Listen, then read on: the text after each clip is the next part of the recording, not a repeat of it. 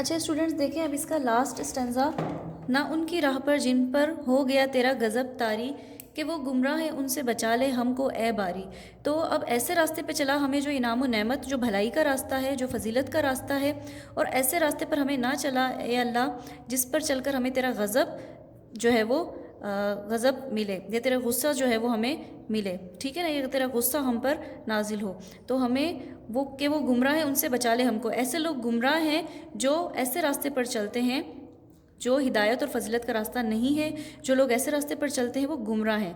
गुमराह यानी कि भटके हुए, गुमराह का मतलब है भटके हुए, ठीक है।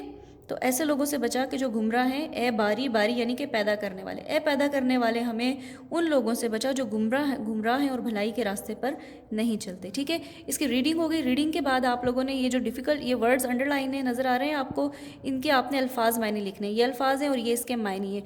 आपने बीच में मार्जिन एक ड्रॉ करनी है, एक तरफ सारे अल्फाज आ जाएंगे, एक तरफ सारे मानी आ जाएंगे, ठीक है। तो ये टोटल कितने आपके पास 1 2 3 4 5 6 7 8 9 10 11 12 13, टोटल 13 अल्फाज मायने हैं आपके। आपने इसको करना है और नेक्स्ट आपने इसके जो है वो क्वेश्चन आंसर्स करने हैं।